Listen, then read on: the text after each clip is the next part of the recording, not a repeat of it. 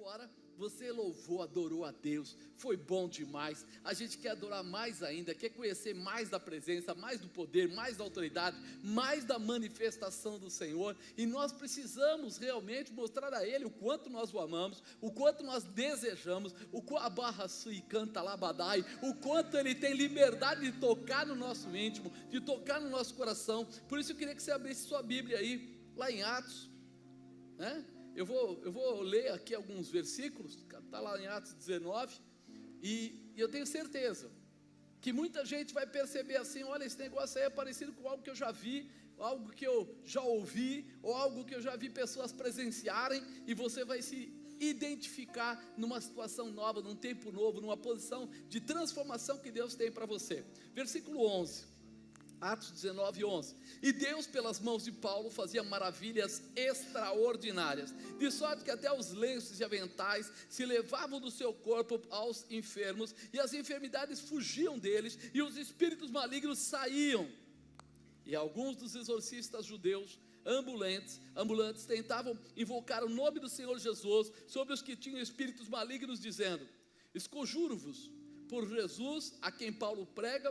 E os que faziam isso eram os 7 filhos de Seva, judeu, principal dos sacerdotes. Respondendo, porém, o espírito maligno disse: conheço a Jesus, bem sei quem é Paulo, mas vós, quem sois? E saltando neles, o homem que tinha o espírito maligno, assenhoreando-se de todos, pôde mais do que eles, de tal maneira que nus e feridos fugiram daquela casa. Foi isso notório a todos que habitavam em Éfeso, tanto judeus como gregos, e caiu temor sobre todos eles, e o nome do Senhor Jesus era engrandecido, e muitos dos que tinham crido vinham confessando, publicando os seus feitos. Também muitos dos que seguiam artes mágicas trouxeram os seus livros e queimaram na presença de todos, e feita a conta do seu preço, acharam que montava a 50.000 peças de prata. Assim a palavra do Senhor crescia poderosamente e prevalecia. Aí nós começamos a prestar atenção nesses detalhes e olhar de uma forma tão gostosa, tão boa de ver, né? E Deus, pelas mãos de Paulo, fazia maravilhas extraordinárias. Pergunta o nome do irmão que está do seu lado. Agora você vai colocar o nome dele aqui, ó. Você vai falar: e Deus, pelas mãos, vai falar o nome dele, tá bom? Vai lá. E Deus, pelas mãos de... fazia maravilhas extraordinárias. Você já está olhando para ele, vendo o que ele é? Já está olhando para ele, entendendo quem ele foi escolhido para ser, viver, realizar? Porque ele fala que alguma coisa nova acontecia. Paulo mandava ali os seus lenços, seus aventais, e levava ao corpo dos enfermos, e quando ele fazia isso, a enfermidade fugia do corpo. Não é interessante?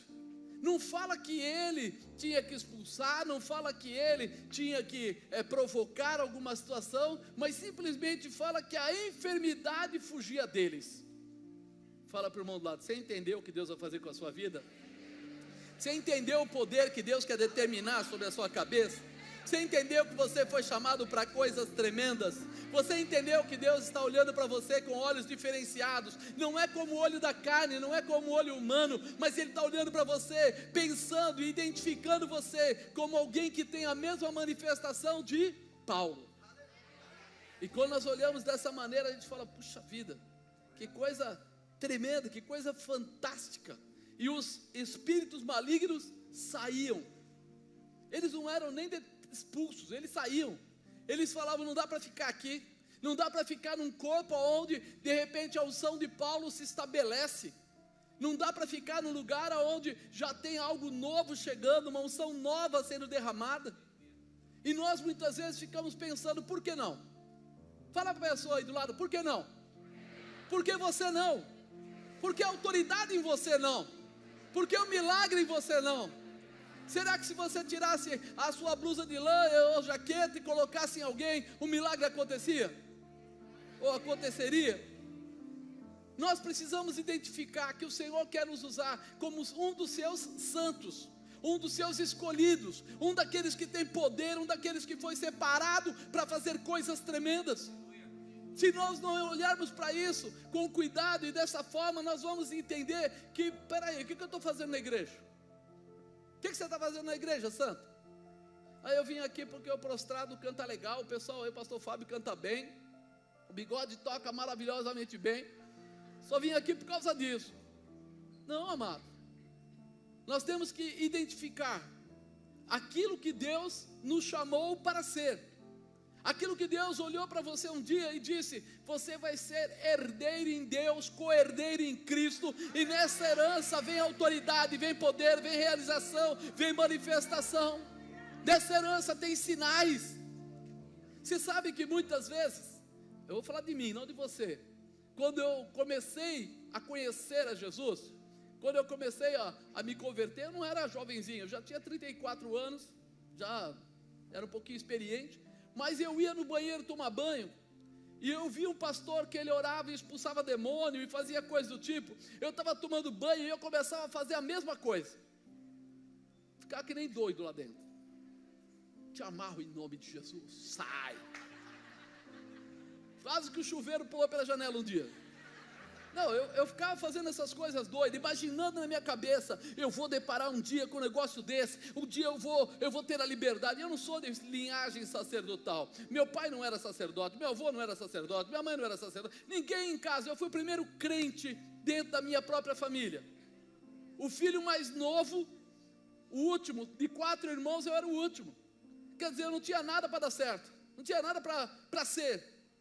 Mas de repente Deus olhou e falou: é com essa tranqueira que eu vou mesmo, eu vou pegar isso aí mesmo. E eu comecei a ficar lá dentro só imaginando: um dia eu pego, um dia eu vou dar de frente, um dia vai acontecer. E um dia eu estava na igreja, como vocês assim, e aí o pastor fez uma oração para que os demônios que estivessem lá se manifestassem. E tinha eu, uma pessoa e mais uma pessoa. Essa segunda pessoa se manifestou.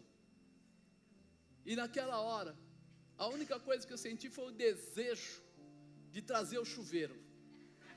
Eu queria que o chuveiro estivesse lá, mas ele não estava para ser testemunha, porque ele era minha testemunha. Ele via quantas vezes eu orava, quantas vezes eu chorava, quantas vezes eu determinava. Ele podia dizer: eu conheço esse cara. Mas na hora, o que eu fiz? Empurrei a pessoa para trás, fui lá, já ajoelhei, expulsei o demônio como eu ouvi que eles faziam. E quando eu ouvi, a pessoa se levantou. E a pessoa disse: o que aconteceu? Falei: expulsei o demônio. Hoje já tenho algo para contar para o meu chuveiro. Deu certo. Ali você não entende o que vai acontecer, mas você sabe que vai acontecer. Por quê? Porque se Deus está fazendo com um, está fazendo com outro, vai fazer com você também, vai usar a sua vida também, vai colocar poder sobre a sua cabeça também.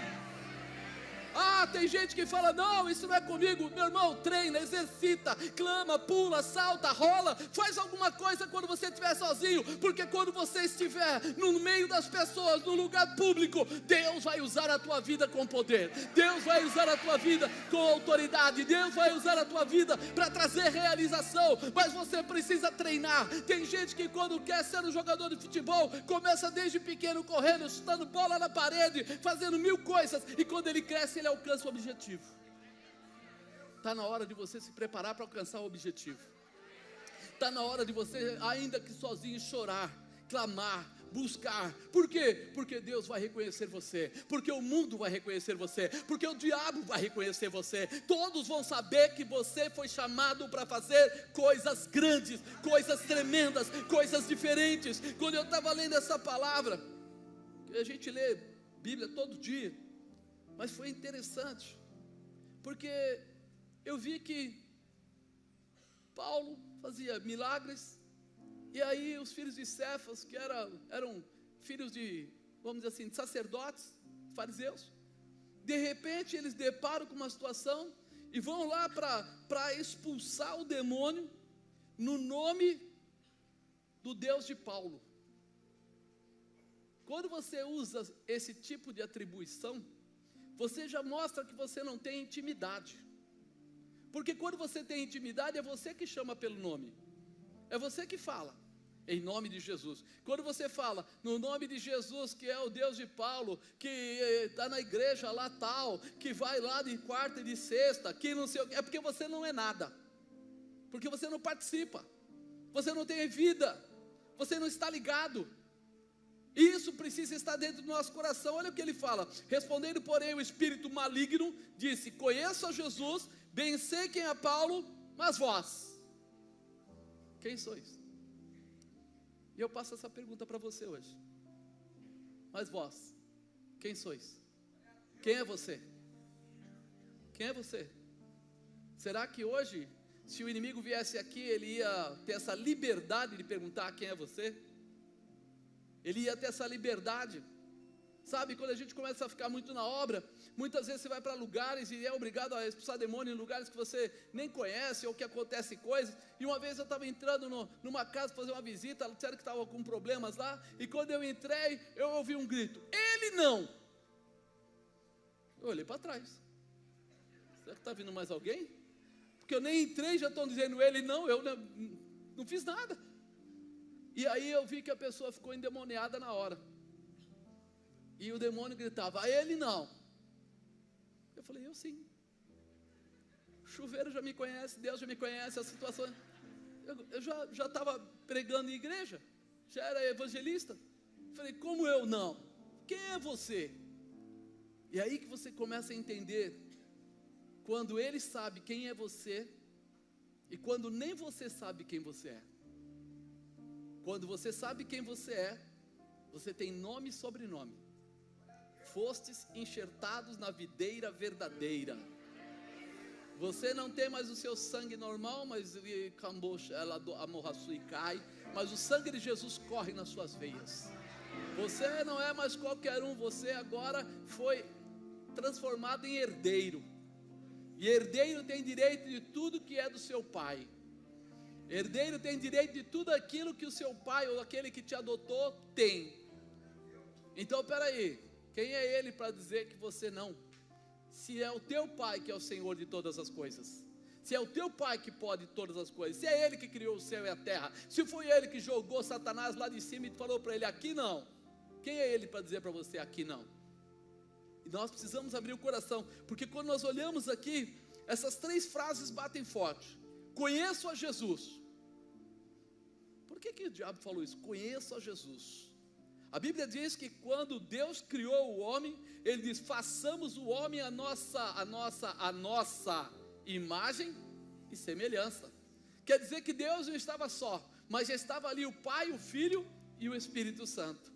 Então, peraí, quando Ele diz isso, já mostra que Jesus já era Deus, já estava na posição. E Lúcifer naquela época, ele era anjo do quê? Não era anjo de luz? Ele não era ali o líder do louvor do céu, adorava ao Deus Trino, Pai, Filho e Espírito Santo, estava lá junto. Diz que na hierarquia do céu, ele era apenas inferior a Deus, Pai, Filho e Espírito Santo. Depois já era ele. Então ele conhecia Jesus? Sim ou não? Sabia quem era Jesus. Sabia quem era Jesus. E além de saber quem era Jesus, quando ele ainda estava no céu, sabia que Jesus veio à terra com uma definição, com uma determinação. Jesus, quando estava na terra, a enfermidade estava lá, Jesus chegava, a enfermidade tinha aqui. O diabo conhecia ele ou não conhecia? Espera aí, eu ponho a enfermidade, vem Jesus, tira a enfermidade. Jesus libertou o gadareno e outros endemoniados. O gadareno correu até ele, mas parou nos pés dele, porque sabia que ele era Jesus, que ele tinha autoridade. Então ele sabia bem quem era aquele Jesus. Ele sabia. Ele até falou: deixa que eu saia desse corpo e entre nesses porcos. Ele pediu o quê? Autorização. Ele sabia quem era Jesus. Ele conhecia o poder. Jesus fez sinais e maravilhas. Ele multiplicou o peixe e o pão. Ele de repente cessou aquela tempestade que estava açoitando o barco. Ele sabia quem era Jesus. Ele tinha convicção. Esse Jesus aí, ele é terrível. Ele estava lá na terra fazendo coisas tremendas. Separou e elegeu discípulos. Ele separou aqueles 12 lá, levou com ele, formou eles para realmente bater em Satanás, para brigar com ele, montar novas famílias, novos discípulos e coisas do tipo. Jesus se permitiu ser crucificado para trazer o quê? Redenção, salvação para você. O diabo sabia, esse povo está fadado a morrer aqui e não ir para o céu. Mas diz que o salário do pecado era E o dom natural, o dom gratuito, era o quê? A vida eterna. Através de quem? Jesus. Ele sabia quem era Jesus. Ele sabia que o poder estava nas mãos de Jesus. E quando ele vê isso, ele sabe. Se fosse perguntar para ele, falar: eu sei bem quem é Jesus. Sabe por quê? Porque quando eu falei, agora ele crucificou, ele vai aquietar, ele foi lá e fez o quê? Ressuscitou ao terceiro dia, desceu ao inferno, tomou a chave da mão de Satanás, voltou para dizer: ei, sou Jesus, tá? Só para você saber que agora nem mais o poder que você tinha para a morte você não tem, porque está nas minhas mãos interceder por este povo e levá-los ao céu. Sabia ou não sabia quem era Jesus? Quando a gente vai olhando para isso, a gente vai falando: peraí, apareceu para os discípulos, restaurou a fé deles, deu renovo para eles, ensinou eles a pedirem a Deus pelo Espírito Santo: ficai-vos aqui, até que do alto sejais revestidos de poder, pedi ao Pai, e Ele vos enviará outro. Sabia ou não sabia quem era Jesus?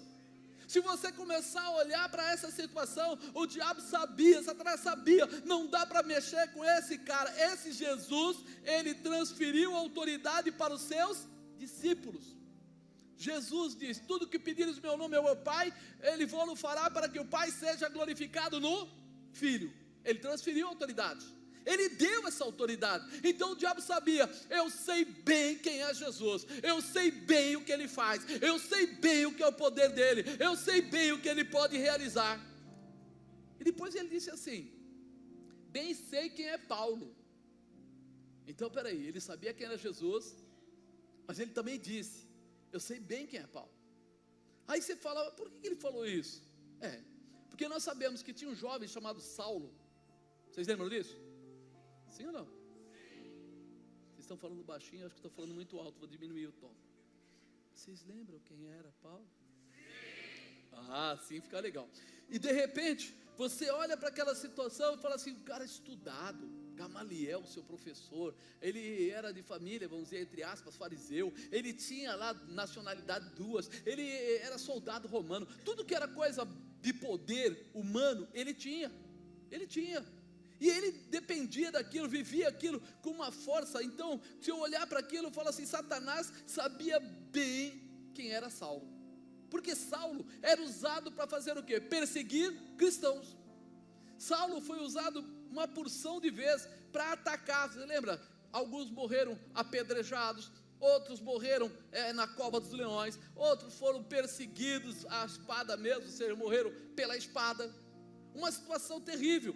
Um exemplo disso está aí em Atos 7, é Estevão. Eu vou ler aqui para você.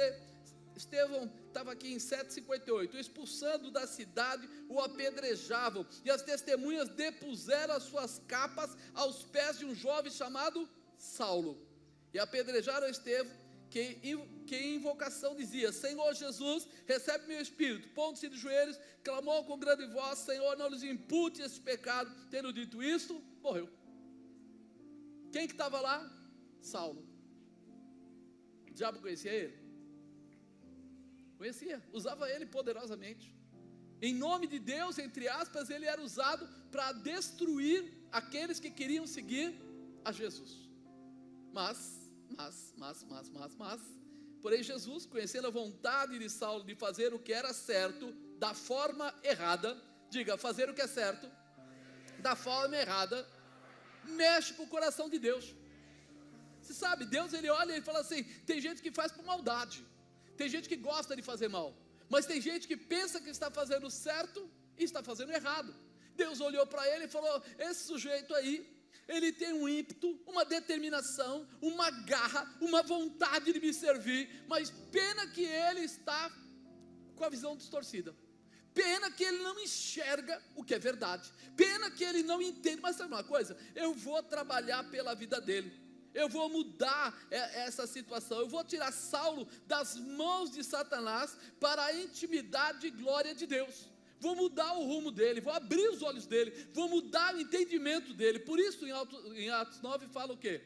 E Saulo, respirando ainda ameaças e mortes contra os discípulos do Senhor, dirigiu-se ao sumo sacerdote, pediu-lhe cartas para Damasco, para as sinagogas, a fim de que se encontrasse algum deste caminho, quer homens, quer mulheres, os conduzisse presos a Jerusalém. Indo no caminho, aconteceu que, chegando perto de Damasco, subitamente o cercou um resplendor de luz do céu.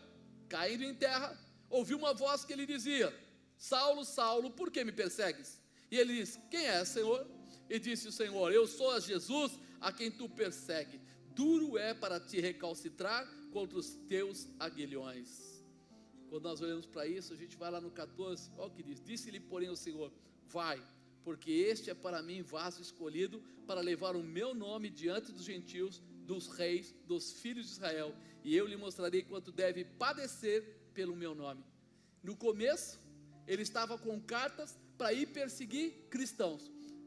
Jesus aparece na frente dele, chega lá, ele cai do cavalo, ele consegue mostrar para ele, através dessa conversa rápida, que ele era Jesus e que agora as coisas iam mudar.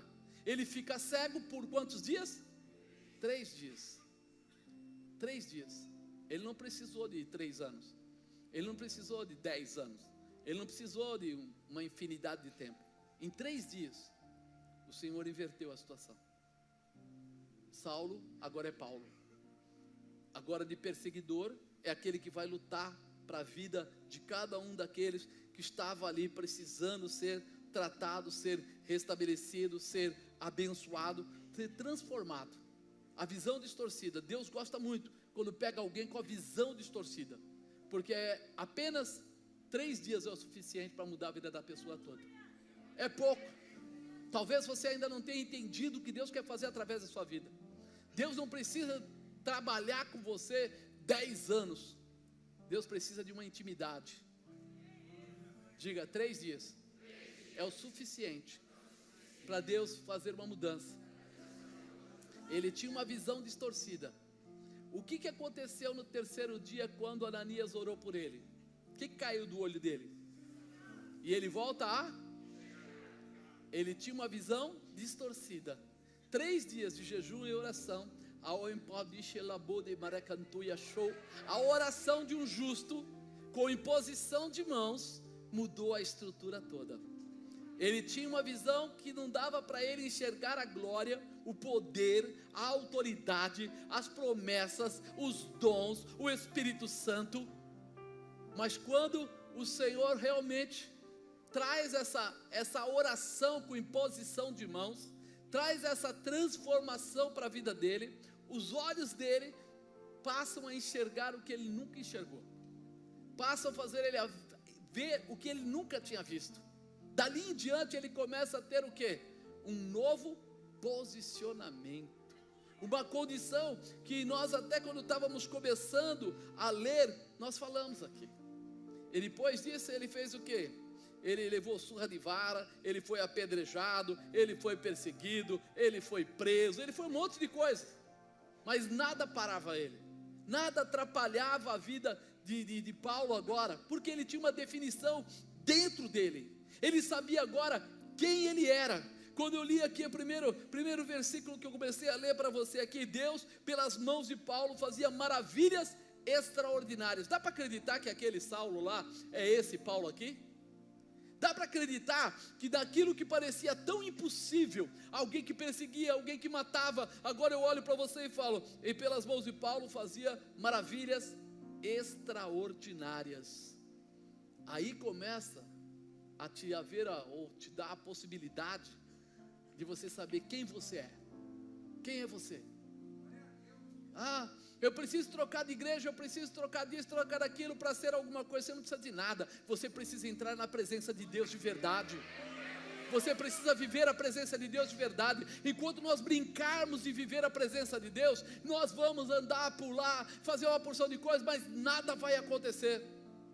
Você vai continuar reclamando que as coisas na sua casa não acontecem, você vai reclamar que o seu relacionamento não é bom, você vai reclamar, mas o dia que você perguntar o que é que está acontecendo, Jesus vai poder dizer para você: agora a coisa vai mudar na sua vida, agora eu vou mudar a sua história, porque agora você está perguntando para a pessoa certa, Agora você não está batendo boca, agora você não está discutindo, agora você não é reclamão, agora você não é enrolado, agora você não coloca a culpa nos outros, agora você não fica pensando por que isso, por que aquilo, agora você buscou a saída perfeita para a sua transformação. Ele falou, vai para a rua direita, mas ele estava ainda cego. Mas porque Deus colocou, Jesus colocou essa cegueira nele? Porque era para ele parar de olhar com aqueles benditos olhos carnais, aqueles olhos de soldado romano, aqueles olhos realmente de judeu, todo cheio de coisa, aquele homem que falava em grego, aquele homem que tinha, né, outra forma de falar, aquele todo especial que ele era. Não, agora fecha os olhos dele, tira a carne da vida dele, porque eu preciso que ele olhe com olhos espirituais. Deus está te chamando a olhar com olhos espirituais, a mudar a tua concepção, a abrir a tua mente, a liberar o teu coração. Para quê? Para que ele possa te mostrar a glória dele, para que ele possa te mostrar o que ele tem preparado. Quantos anos levou para ele começar a pregar? Diz que depois de 3 dias ele voltou a enxergar, já saiu dali, procurou pelos apóstolos, se uniu com os apóstolos, começou a andar com eles, e assim que houve uma dissensãozinha, ele saiu deles, começou a andar sozinho, junto com mais algumas pouca gente, e já começou a pregar, já começou a falar do evangelho, já começou a falar de Jesus, já começou a contar o testemunho da vida dele. Ele não estava contando o resto, ele contava dele. Eu ia indo, caí do cavalo, fiquei cego, oraram por mim, transformaram a minha vida, e eu estou aqui. Se você entender isso, você vai começar a pensar, eu estou sendo irresponsável com Deus, porque Deus mudou a minha vida, e eu não conto o meu testemunho para as pessoas. Eu não saio falando para todo mundo, acredite no poder de Deus, porque Ele mudou a minha vida, porque Ele me fez um grande homem, porque Ele transformou a minha casa, porque Ele transformou a minha saúde, porque Ele transformou, Ele me transformou, e eu tenho que falar para você. Paulo começou a entrar nessa visão, por isso ele teve que descer pelo muro, por isso ele teve que fazer uma porção de coisas lá, apanhando, apedrejado e etc. Por quê? Porque ele colocou no coração. Agora eu te pergunto, Satanás conhecia ele ou não conhecia? Conhecia. Por isso que ele pôde usar essa declaração, né? Conheço Jesus, bem sei quem é Paulo, porque eu usava ele, e ele me foi roubado, ele me foi tirado, ele largou tudo para viver agora com Jesus, e eu sei bem quem é ele. Mas aí vem a terceira parte, que não pode calar, né? Mas vós, quem sois? Quem é você, irmão? Nós vimos aí o que Jesus fez e como ele andou. Nós vimos aqui rapidamente quem era Paulo e o que ele fez, a mudança da vida dele. E se hoje o inimigo aparecesse aqui e ia chegar em você com ousadia e perguntar para você, e você? Quem é você? O diabo teve essa ousadia de falar com os filhos de Cefas, e eles tinham raízes, né? Eles não eram qualquer pessoa, eles tinham raízes nos fariseus. Sabe o que mostra isso? Estar dentro da igreja não resolve. Ficar dentro das 4 paredes, ser irmão de pastor, primo de pastor, filho de pastor, amigo de pastor. Tenho 150 mil crentes na minha rede social. Não resolve. Não resolve nada. Porque eles tinham na família deles. Quando o inimigo quiser empeitar você, ou você precisar mostrar para ele quem é você mesmo. É a sua vida. É a sua posição. Muitos ditos cristãos gostam de viver perigosamente. Eles andam dentro da igreja fisicamente, porém com as suas almas totalmente fora da igreja. Eles chegam até a colocar assim as modernidades, continuam se permitindo aceitar o pecado como se algo fosse normal. Não, eu falo mal, eu mudo. O que é cobertura espiritual? Isso é bobagem. Cobertura espiritual é bobagem. Ele só não fala que Jesus é bobagem porque vai pegar mal, mas ele teria também. Jesus também não é tudo isso. Amados, Jesus era, é e sempre será A palavra dele não mudou, porque o dia que nós chegarmos lá na presença de Deus, a avaliação que ele vai fazer conosco é a mesma avaliação que se fazia há 20, 30, 50 anos atrás, e que ele vai continuar fazendo daqui a 10, 15 ou 20 anos à frente, porque ele não pode mudar. Diz que ele é fiel, justo, verdadeiro. Ele não pode mudar. Ele não pode avaliar você de uma maneira, avaliar o teu avô de outra maneira, avaliar os teus filhos de outra maneira. A palavra de Deus vale para todos nós. Se é prostituição, é prostituição. Se é mentira, é mentira. Se é roubo, se é lascívia, é lascívia. Não importa em que ano, é o mesmo, e vai continuar sendo. Então, se nós queremos que o diabo, quando vier olhar para nós, saiba com quem está falando, a primeira coisa é eu saber quem eu sou, quem é o Deus da minha vida. Deus quer dizer Senhor, Senhor quer dizer aquele que manda em mim, aquele que me conduz, aquele que eu obedeço, aquele que eu respeito, aquele que eu me submeto. Esse é o Senhor da minha vida. E se submeter não é bater boca, não é de falar, não, para mim isso não serve, isso é ultrapassado, isso não sei o que. A Bíblia tem que ser a sua regra de fé em prática para todos os dias da sua vida.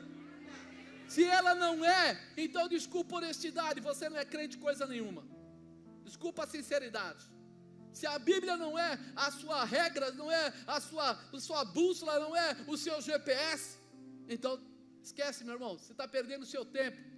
Vai curtir, vai zoar, porque vai chegar um dia que você vai chegar lá falando para Jesus, para Deus, Senhor, mas no teu nome eu curei, e Ele vai dizer o que para você? Sai fora, está com conversa mole. Então cuidado, a modernidade não vem como permissão ou autorização para a gente pecar, não existe isso, são coisas que inventam. Olha o que ele fala, queremos andar na presença de Jesus, mas não aceitamos ser transformados para viver a vontade dele. E ele fala aqui em Hebreus 12, 14, segui a paz com todos, e a santificação, sem a qual ninguém verá a Deus. Mas eu sou bonzinho. Santificação, ele não fala bondade, porque senão ia ter um monte de espíritas que dão muito mais ofertas que a gente. A gente, para dar oferta, às vezes tem que ter uma pessoa ficar falando, o dízimo, aí tem aquilo. Você vai aí com o pessoal, eles chegam, fazem, constroem, dão, estão nem aí, nem precisa de tanta palavra. Então peraí, eu preciso de santificação. Eu preciso abrir mão do pecado, eu preciso acreditar no poder de Deus, eu preciso sair do chuveiro com a mesma convicção e ir para cima do inimigo e mostrar para ele, o meu Redentor vive, o meu Senhor está presente, a autoridade dele está em mim, eu acredito no seu poder e eu vivo a sua glória. Eu vou andar todos os dias da minha vida, porque quando chegar o dia do arrebatamento, eu saberei para onde vou. Vou saber, não vou ficar em dúvida, aí será que vou, não vou, esse é o inferno, vou ficar, aí vai ter gente querendo explicar, quem sabe não tem o purgatório mesmo, não dá para dar uma passadinha por lá, deixar uns pecadinhos, não tem, irmão, não vai dar. Ao homem é dado morrer uma só vez, seguindo seu após isso, seu juízo, fim. Então eu preciso mudar essa convicção. Lá em Efésios 4, 24 fala assim, e vos revistais do novo homem, que segundo Deus é criado em verdadeira justiça e, o que está escrito aí? Santidade. Então ele fala assim, verdadeira justiça e santidade. Nós somos justificados através do sangue de Jesus. A justiça que está sobre nós é a dele. Agora a santidade é você e eu que temos que buscar. A santidade depende de nós. A santidade não depende da minha mãe, da minha avó, da minha tia, do meu amigo, da minha namorada, do meu namorado, não. Eu só caí porque me provocaram, eu só fiz, não, irmão. Santidade é algo pessoal e intransferível, é você que resolve. Não dá para jogar nas costas dos outros, não. Não, mas ele é um safado, não, sem vergonha, não, para. Somos nós que resolvemos. Se queremos andar pelo pecado, andaremos. Se queremos andar na presença de Deus em santidade, lutaremos para isso, buscaremos por isso e conseguiremos vencer essa situação. Aqueles homens foram derrotados, envergonhados numa batalha espiritual porque não estavam prontos. Eles foram provocados, se submeteram ali a entrar naquela batalha, mas não estavam preparados. Eles não sabiam nem bem quem era Jesus. Estavam muito mais ligados ao que Paulo estava fazendo do que a estrutura da salvação que Jesus tinha dado. E quando ele chega na frente daqueles demônios, daquela situação, eles ficam vendidos. A glória do Senhor já foi espergida sobre seus filhos. Quem não pode perder somos nós. Quem não pode abrir mão somos nós. Quem não pode deixar para trás somos nós. Senhor tem nos dado graça, tem nos dado poder, tem nos dado autoridade, tem nos dado condição.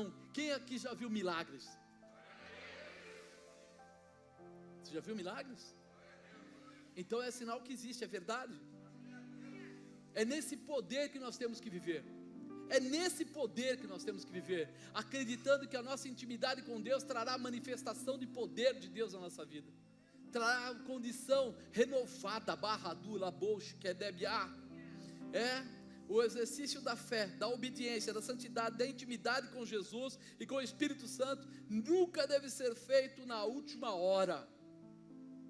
Intimidade não se consegue na hora do desespero, sabe, a hora do desespero, você pode pegar uma arma, dar na mão de alguém aí, qualquer que seja a pessoa, e dizer assim: olha, está vindo aí um animal selvagem, atira nele, até a pessoa saber onde é que destrava a arma. A munição está dentro ou está fora? Será que eu consigo mirar? Será que não dá tempo de mirar? Ele está muito perto, a arma tem cano longo, daí ele não vai saber como usar aquele negócio. E aí o que vai acontecer? Ele vai ser pego pelo animal com a arma na mão. Assim também é o cristão não preparado.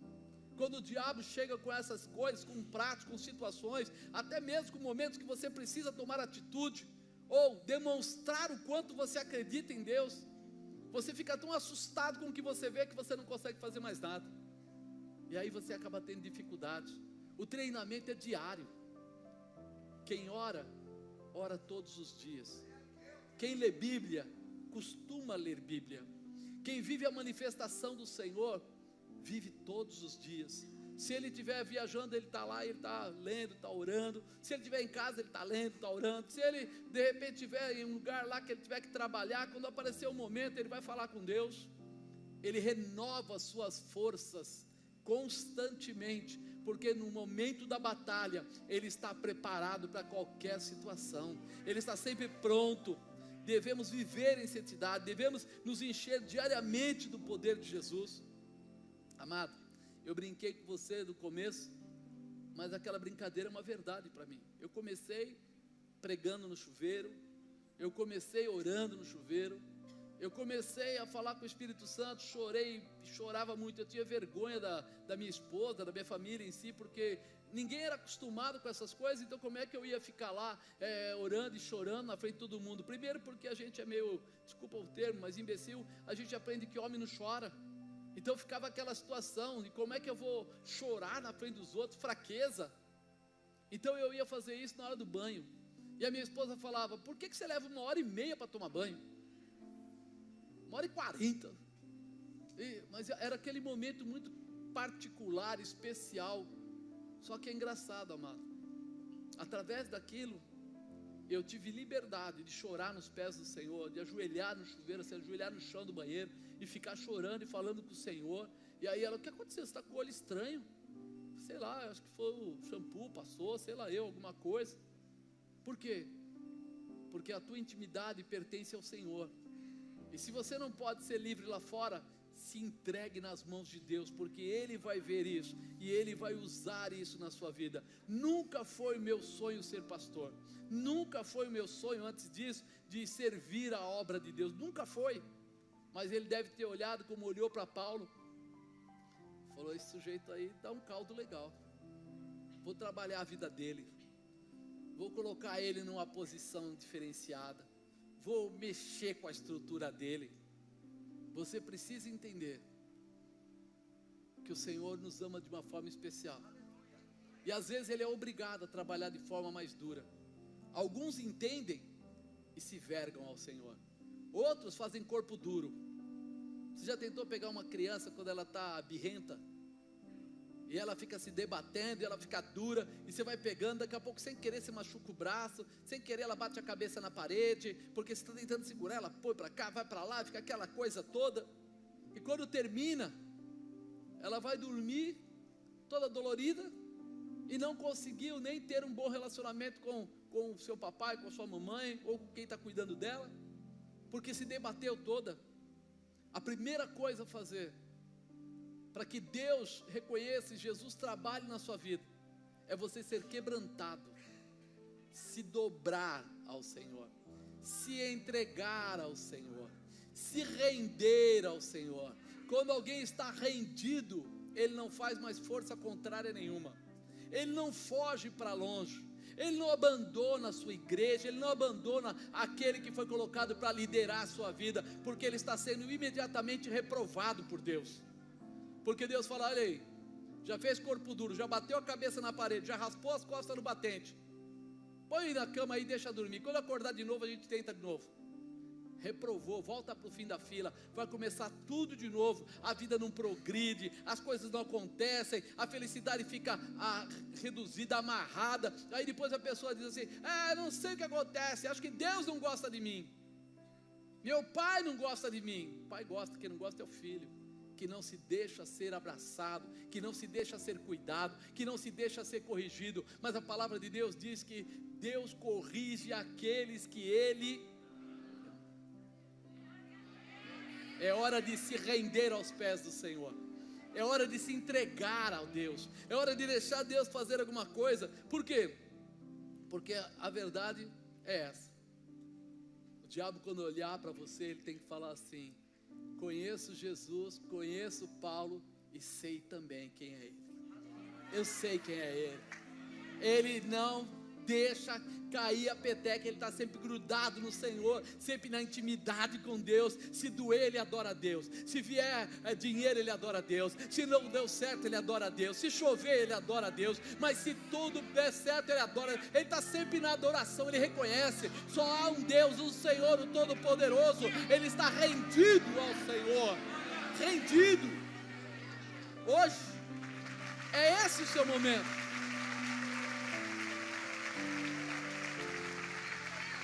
O seu momento é de rendição.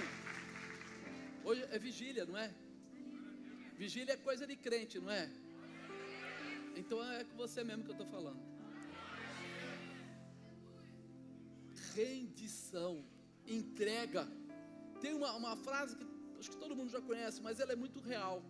A unção que você respeita é aquela que você atrai e recebe. A unção que você respeita.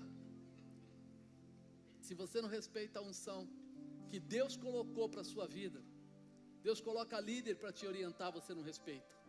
Deus coloca às vezes pai, mãe, alguém para cuidar de você, você não respeita.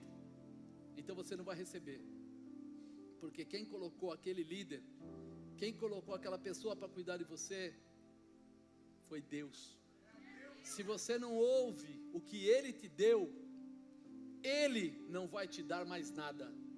Porque se você não valoriza, se você não dá valor para aquilo que Ele está te dando, por que Ele te daria mais? Aprende isso. A unção que você respeita é aquela que você atrai e recebe. Se eu olhar para Deus, se eu olhar para aquilo que Deus me dá, se Deus me colocou no lugar, a bispa tem um hábito de falar. O pessoal, eu sabe o que é, eu acho que eu vou fazer isso, vou fazer aquilo. Aí, você foi plantado para dar fruto. Você já deu fruto? Você já alimentou bastante pessoas? Não sei o que, bebê. Então, meu irmão, você está no lugar errado, fazendo errado. Começa de novo, que está tudo errado na sua vida. Você não está dando fruto. Dar fruto, meu irmão, não é dar oferta. Dar fruto é salvar a alma, ser exemplo para as pessoas, libertar e restaurar vidas, ser aquela ferramenta de transposição, que pega as pessoas no lodo e coloca as pessoas no céu, pega as pessoas quebradas, enfermas, caídas, abatidas, e você é aquele que leva para a salvação, para a restauração, para a libertação, para a transformação. Se você não fez isso, como você quer dizer que alguma coisa está errada? Se você não está fazendo, alguma coisa está errada. Manassuri calabou de maracantá se cai. É hora de nós voltarmos e restaurarmos. Por quê? Porque quando Satanás falou isso, quando esse demônio falou isso, conheço a Jesus, bem sei que é a Paulo, mas vós quem sois? Você vai ter que voltar lá no versículo 11. E Deus pelas mãos de Paulo fazia maravilhas extraordinárias. Olha para suas mãos aí. Será que Deus está usando elas para fazer maravilhas extraordinárias? Pensa bem, maravilha já é um negócio fantástico, é ou não é? Quando fala, fez maravilha, você já fala, extraordinária. Algo que passou, não tem como controlar, você nem sabe o que é. De sorte que os lenços e aventais se levavam do seu corpo aos enfermos, as enfermidades fugiam. Você já teve essa paciência? De mandar uma roupa sua para o enfermo? De pegar alguma coisa, um pano, algum negócio, orar e mandar? Você sabe que eu sou meio... Eu gosto dessas coisas. Eu olho na Bíblia, o que ele fazia? Ah, tá. Então ele mandava, ah, tá. Aí vem uma pessoa, tem um parente meu lá no Nordeste, no Ceará, não sei o que, está doente, está assim, assim, assim, está na UTI. Meu irmão está indo para lá porque acho que é a última vez que vai ver ele. É mesmo? É. Enfiei a mão no bolso, tirei um lenço que eu tinha, abri, peguei o azeite, joguei, orei, clamei ao Senhor. Senhor, eu não posso estar lá, mas assim como o Senhor usou Paulo, enviando os lenços e tal, usa esse lenço. 2 dias depois o homem chegou lá, pôs o lenço em cima do enfermo. No dia seguinte o cara já estava no quarto, não estava mais na UTI. O inimigo precisa saber, e com esse daí eu não posso mexer, não dá. Agora, se você só vai saber a que nível você está andando à medida que você lê a Bíblia e começar a ver o que Paparashuia, Cantarabou, Hanasque, Debracai, o que Deus fazia com os seus discípulos e se dispor a ser uma ferramenta na mão dele, fazendo as mesmas coisas, porque o Senhor não mudou, o Senhor ainda é o mesmo, o poder dele ainda é o mesmo, não mudou. Não é porque passaram os anos, não é porque as pessoas falam diferente, não é porque hoje a cidade tem aí casinhas mais bonitinhas que mudou alguma coisa. O poder de Deus se estabelece naqueles que creem, naqueles que buscam, naqueles que se entregam, naqueles que ouvem a voz do Senhor e recebem como poder de Deus. Vai ter horas que você vai falar, eu vou ter que escolher, eu obedeço a voz de Deus ou eu obedeço a minha visão? Qual dos dois eu vou obedecer? Não, peraí, se eu fizer isso, vão me chamar de louco. Não, eu não posso fazer isso, eu não quero ser envergonhado, eu não quero que o meu orgulho fique abatido. Que é isso, irmão? Você acha que Jesus se preocupava com orgulho? E eu comecei a fazer isso já há muitos anos atrás. Fazer casamento, no meio do casamento profetizar. Tem gente que tem a fita do casamento com o apóstolo profetizando, pastor, né? Profetizando, e Deus diz assim, em tanto tempo vai comprar casa, vai fazer isso, meu, você é louco, você fez a coisa, você deixou gravado. Se é Deus, tem que acontecer. Se não é Deus, que o Senhor me corrija. Mas acontecia, graças a Deus. E aí você começa a falar assim, peraí, eu tenho que me dar a liberdade de viver as coisas loucas de Deus. Eu tenho que me dar a liberdade de fazer alguma coisa diferente. Uma pessoa me ensinou assim, disse para mim, você toma cuidado, quando você está fazendo algum trabalho, que seja casamento, que seja velório, que seja não sei o que, não fale em línguas. Você acha que eu tenho essa capacidade de controle? Se o Espírito Santo chamar, eu falo em línguas mesmo e dane-se o resto, não quero nem ver. E aí estou num casamento tranquilo, de repente começa o Espírito Santo, fala em línguas agora. Eu tinha 2 opções: desliga a câmera que eu vou falar em línguas, ou fala em línguas e deixa acontecer o que for. Aí você fala em línguas, sabe o que aconteceu? O cara da câmera caiu endemoniado do meu lado, derrubou o vaso, derrubou tudo do lado. Agora, se ele estava endemoniado, Deus quis dizer o seguinte: não deixe esse demônio chegar perto de você. Foi só falar em línguas, ele caiu, derrubou tudo, caiu câmera, caiu tudo. E aí a outra câmera filmou ele caindo. Aí um amigo que, na época, a gente era mais novo e tinha avisado, ele falou assim, aquela lá eu não coloquei no principal, mas eu tenho gravado na reserva, quando você quiser ver.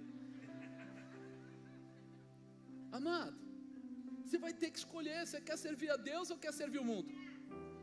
Se você quer servir o mundo, vai trabalhar no palco com o Silvio Santos, vai trabalhar com esses caras que já tem nome. Mas se você quer servir a Deus, deixa Deus ser Deus, faça o que Ele está mandando, se quebrante, se dobre ao Senhor, deixa Ele realizar, porque a unção dos milagres de Deus estão sobre a sua vida. Eu quero profetizar na sua vida, fica de pé, porque o missionário está ali.